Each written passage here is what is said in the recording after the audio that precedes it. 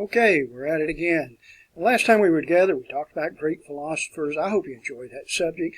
I find sometimes my students do not appreciate or share the same enthusiasm as I have for that subject. It's one of my favorite topics here. And we also talked about the events that took place after the start of the decline of the Greek Empire. Greek civilization. Mentioned that about the Corinthian War. I think we talked about Epaminondas with his Stephen's sacred band. And we were closing out the class period with that of Philip II. If it had not been for the exploits of his son, Philip II would be recognized as Philip the Great. But anyway, let me shift my document camera here. And we've got a lot to talk about here today. Maybe a little bit shorter lecture. I cannot promise you that. But I do want to get you prepared for your first examination.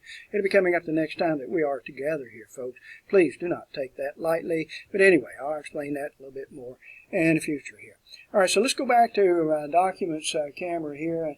Let's darken this. And the individual that we're going to refer to and be talking about for a few minutes here is that of Alexander. Alexander the Third, or better yet known as Alexander the Great, one of my favorite individuals here. If you look at him, he has long hair, this lion's mane hair is what they describe it as.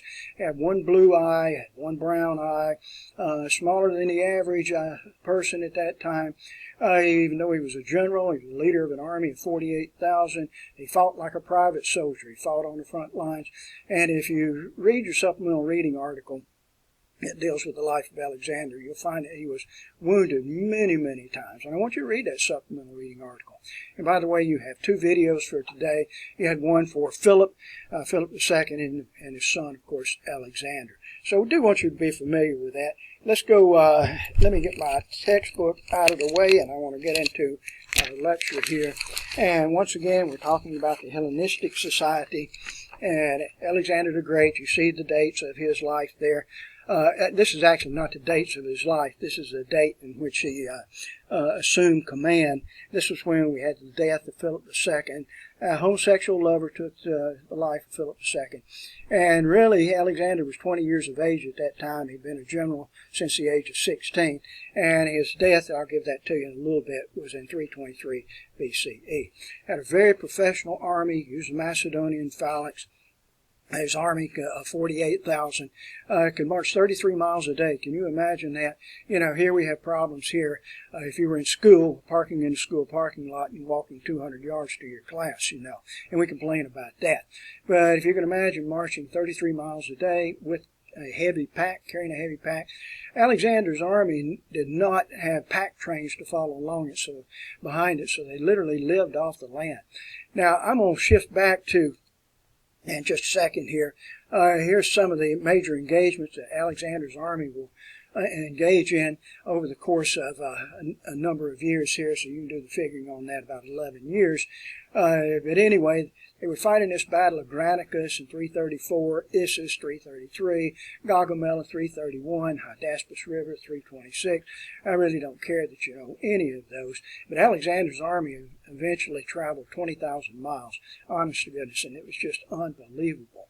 All right, so I want to go to the map that is behind me here. If you wish to look in your textbook, see if I can get this back off contrast there.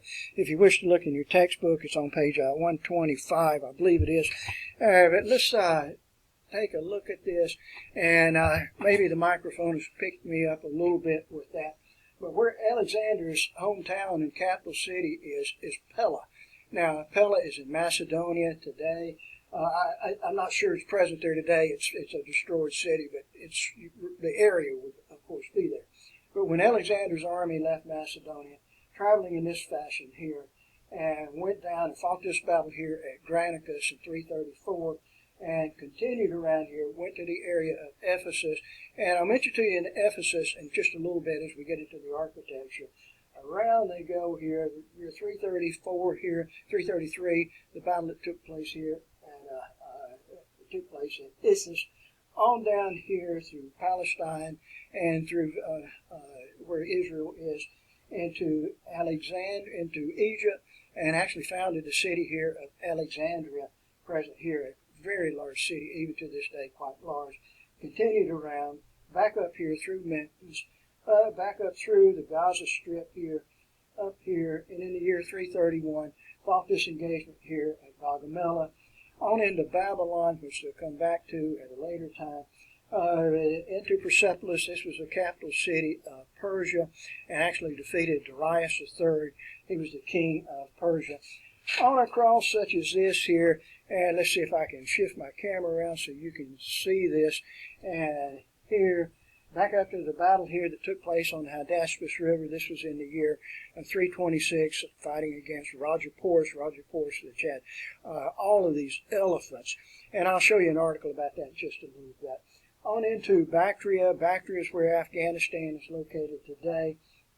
And by the way, I failed to mention to you when they were down in this area, Alexander's army mutinied on him, and they were just begging, let's go home, we've been gone forever. And so they waited there for a period of time for ships to retrieve them, and the ships just never arrived. So they had no choice except to continue to march around like this, and continuing back here through Persepolis here, on into Babylon, and in Babylon in 323, on the 16th of June in 323, Alexander died. What he died from, I don't really know. Some historians will tell you it was malaria. Perhaps it was malaria. Perhaps it was, Alexander had a drinking problem along with all of his generals there, and so perhaps he just drank poison alcohol, or maybe just died of alcohol poisoning in general. I just don't know about that. So Alexander's final words were, to the strongest. Alexander had a half-wit, half-brother, and he certainly wasn't going to leave his empire under that control here. So, and by the way, Alexander was homosexual. He did have his homosexual lover, Hephaestion. Hephaestion was one of his generals that served in his army too. But Alexander, as he traveled, he encouraged intermarriage with his Hellenistic followers from Macedonia, and encouraged them to intermarry with the royalty of the other countries. Alexander had a wife. Let's shift it down here. Alexander did take a wife, and her name was Roxanne. That's the way we would pronounce it here. I think they pronounce it Roxana. Anyway, I rewrote the date here that Alexander died at the age of 31 on the 16th of June in 623. Now, for Alexander founded many cities. I put this on here. I did not. Yeah, I did. It's down here. Alexander founded 70 cities. 200 other cities followed there. The name Alexander or Alexandria would be the name of many of these cities, not just Alexandria, Egypt, but there would be many others. All right, now after the death of Alexander, civil war took place here, and it was mostly between the generals of Alexander. And it's going to come to a conclusion here at the Battle of Ipsis that takes place in 301 BCE. We go back to our map here. I'll have to contrast it again. It's almost not worth the trouble to do that. Let's see if I can get this. And if we look here on our map, the Battle of Ipsis, which took place here in 301. So back we'll go to our documents camera here. And the two major leaders that will come out of this, both of these were Alexander's generals, but one which was known as Seleucus, his followers would be called the Seleucids, and the other one was that of Ptolemy. Ptolemy are the Ptolemaics. All right, now there were others, Antigonus, Lysimachus, happened to be others, but these are the two principal ones here. Seleucus, I wish you'd remember that name, Ptolemy. For Seleucus took control of the areas of Persia, also the area of Syria and Mesopotamia. That's where Iran is located and where Iraq is located. For Ptolemy took control of Alexander's former areas that he controlled of Egypt, Phoenicia, Palestine. Basically, what it is the Holy Land there. All right, so it's kind of interesting here with the Ptolemies, because the Ptolemies are Greek. The Ptolemies are Greek. The Ptolemaic Empire is Greek, but they all lived in Egypt. And most of you are probably familiar with the individual Cleopatra, and there are a number of these Cleopatras, from Cleopatra the First to Cleopatra the Seventh. We have more to talk about with Cleopatra at a later time here, but Cleopatra, who was a Greek princess, but she lived in Egypt, and that was really, really strange with that. All righty, so anyway, let's move on here now. In Alexander's empire, in that area, the principal religion was a religion which was called Mithraism. So work on your pronunciation with that. Mithraism. And Mithras, who was a minor deity, was considered to be the god that was most worthy to be worshipped. Mithras had ended a drought, had brought forth a flood. Mithras had fed the multitudes with wine, an unending supply of wine and bread. And I bet you can make a connection with that with Christianity too. All right, so I want to speak a little bit about Hellenistic culture here. And this was a magnificent period in Hellenistic culture. And let's see here. If we start up at the top here, Theocrates is the way it's pronounced. It looks like it would be Theocratus. Theocrates came up with a make-believe, or developed a make-believe world of Cupid, Psyche, nymphs, Pan, shepherd, Cupid, who is Eros, if you will. Let's see if you can recognize this. This is Cupid and Psyche. I got that from some source anyway. And you can see two figures here that are embraced in love, if you will. All right, so that was Theocrates. Now, some of the other individuals, you need to recognize these, just like we talked about with the Greeks, with Herodotus. You know, the most pronounced of the historians in the Hellenistic Empire was that of Polybius. So work on your pronunciation here, Polybius. And let's see who else we have here in architecture. And I've got a number of individuals to address here. But in architecture, for this culture, they were magnificent in their architecture. I'm reaching over and getting some photographs so that I can show you these. Now, there's a magnificent place. It's not recognized as one of the seven wonders of the world, but it's very close to where it was located. And it's a town which is called Ephesus. And did I write it down for you? I did. Here's how you spell it. Ephesus, Ephesus. Alexander went through this area. I don't feel like going back to my map here to show you where it is. We pointed it out a few minutes ago. But this is referred to as the marble streets of Ephesus. A most beautiful, beautiful place. It's located in Turkey. Here's another photograph showing you the marble streets of Ephesus. Beautiful. This is a part of it. If you're following in your textbook, you'll see the same photograph. I took this photograph in Ephesus, and you'll see essentially the same photograph, which is in your textbook. This is called a library, by the way. It's a magnificent structure. You can actually walk inside of it, You always have kind of a fear that it might collapse upon you. But that was Ephesus. All right, and I want to show something else. And this is not really related to the Hellenistic society, but it's an appropriate time to throw it in. And this was an area which was established around that period of time of Alexander, a little bit earlier, and which is called Petra. Perhaps you are familiar with it. It is located in Jordan. It's the most beautiful place to visit. You do have to buy a ticket to go there. And one of the structures there is actually what you're seeing on the front of the pamphlet here, which is called it's called a treasury. But this is what it looks like here. You cannot go inside of it. At one time you could, but like I said, in history we find idiots out there, and somebody went inside this the treasury and took paint and splattered paint all over. So as a result of that, the rest of us now suffer, and no people are allowed to go inside of it anymore. But anyway, I thought I'd throw that out to you about Petra, because it's an interesting place here. All right, let's get back here, and I want to mention to you about some of the sculptures. And you remember the last time we were together, and I pointed it out to you about some of the Greek sculptures, and Greek sculptures which usually have or may have elbows that are bent, and arms that are bent at the elbows, and straight legs, maybe 1 foot forward, bent at the knee. But let's take a look at some of the Hellenistic architecture. The one up here is called Dying Gaul, and let's see if I can get a little contrast with this. And I don't think it's going to work very well now. But anyway, this is Dying Gaul. It's this is a reproduction here. This is not the original. The ritual was destroyed. We have some others here. Lawakan, the Lawakan here, an old woman. Here's Lawakan, which is present here. Oops, let me get it where you can actually see this. But notice here, we're going to challenge the sculptures challenge the sculptor's ability, in which we get all sorts of unusual poses with these two. And if you wish to visit this one here, you can find this. Lewalkin is found in the Vatican Museum.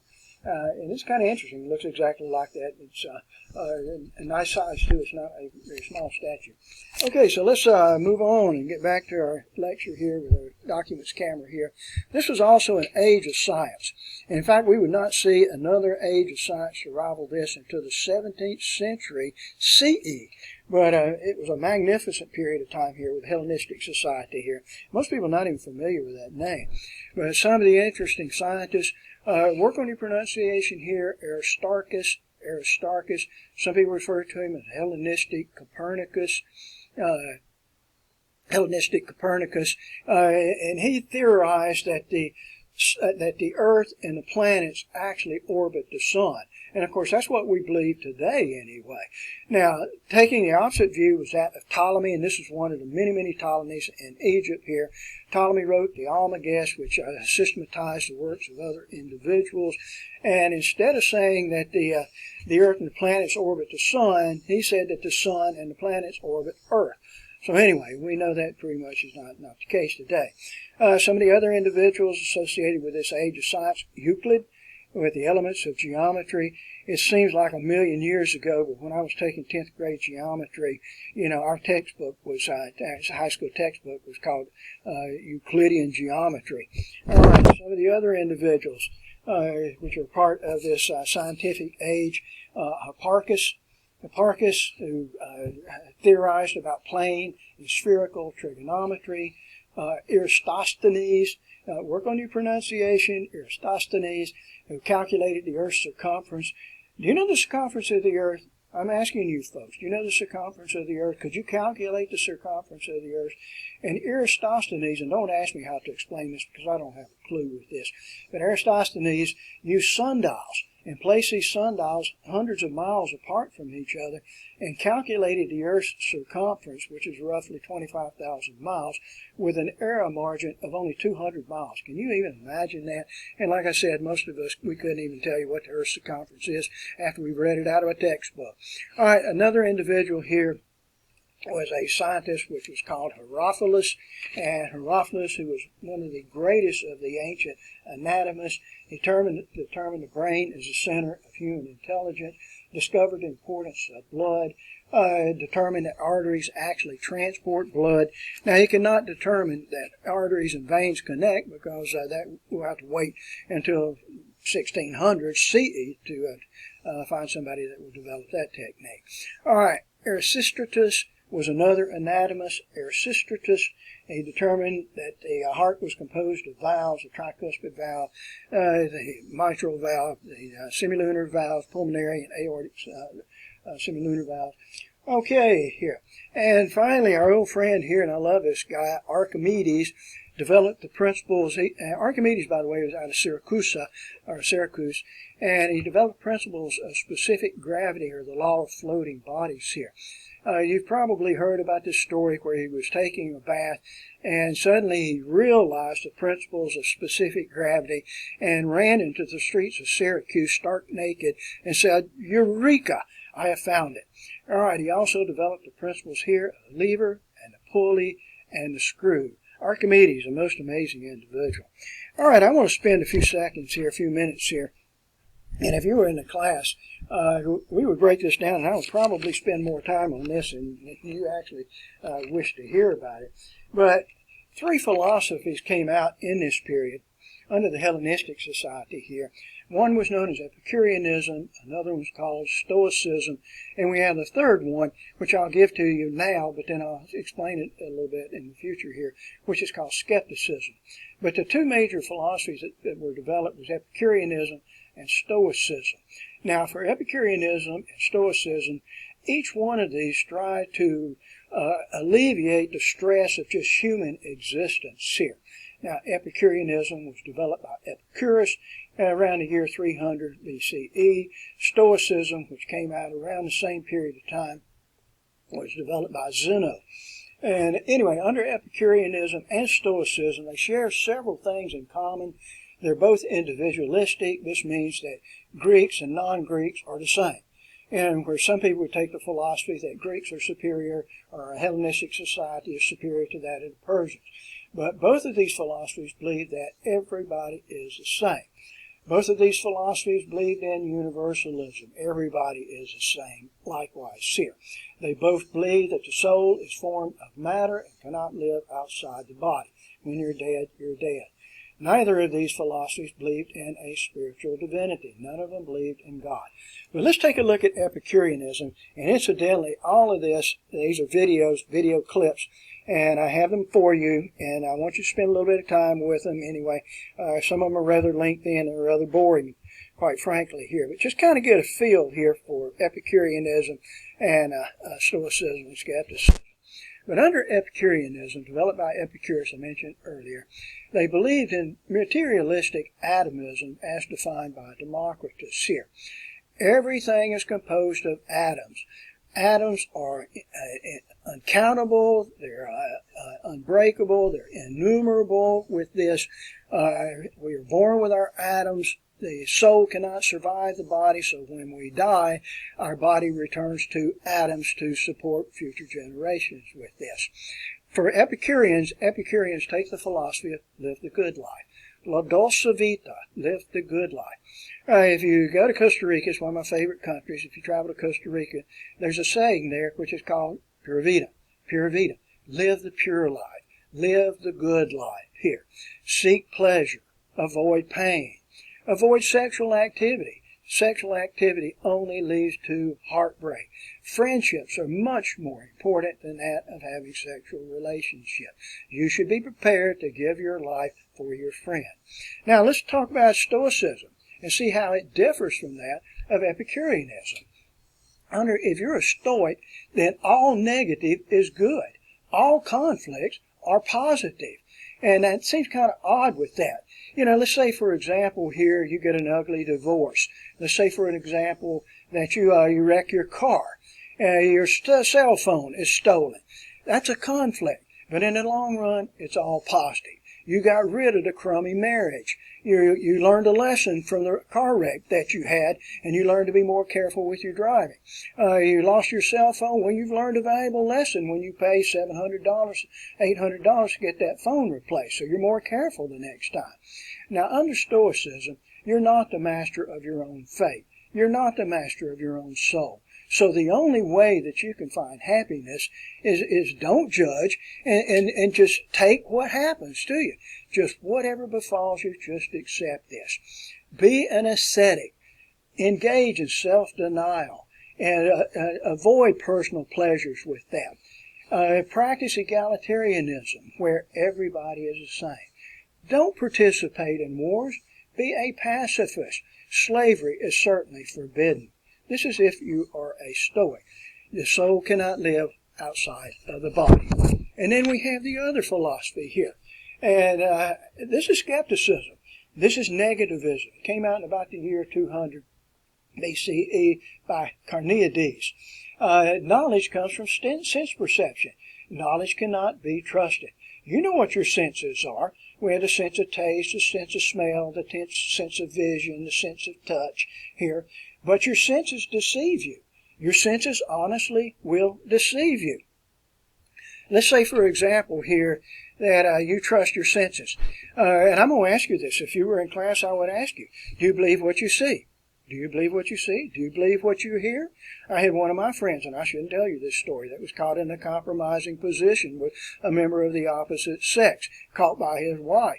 And when he was questioned about it, his response to her, are you going to believe me, or are you going to believe your eyes? And she chose to believe him. All right, let's say, for example, here, and I probably shouldn't use examples like this, but say, for example, here, that you're engaged in a relationship with a member of the opposite sex. And you're in class today, and when class is out at whatever time it is, you're supposed to meet your partner. And your partner's not there. So you get on your cell phone and you call your partner. And when you call you're the person that you are very affectionate with, you say, where is that individual? And your partner says, well, an emergency came up, and I had to go take care of my grandmother. So what is your response to that? And you're going to say, yes, dear, that's fine. I'll see you in a couple of hours. So, where's your partner? Is your partner with her grandmother or his grandmother? Or is your partner out with your best friend? So that's what I'm trying to say. Your senses can deceive you. Now, I'm not saying that that was something that certainly really happened right there, but we believe our senses, and very often our senses deceive us. So what is the only way that you can find peace? Don't judge. Don't judge. Just don't trust your senses here. So anyway, and that takes us back here to skepticism, where the only way that we can find true happiness is to never judge. All right, now, class, we have had a lot of material in the 8 lectures that we've had before. You have an examination coming up. I'm going to cut this lecture off right here. I want to get you prepared for your first examination. Please do not take this examination lightly. If you do, and you do take it lightly, get a poor examination score on it, it's going to be like digging yourself a trench and trying to climb out of it, and that is quite difficult with that. So I'm going to stop for the time being here, and then we're going to get into the review for the course here. Okay, thank you.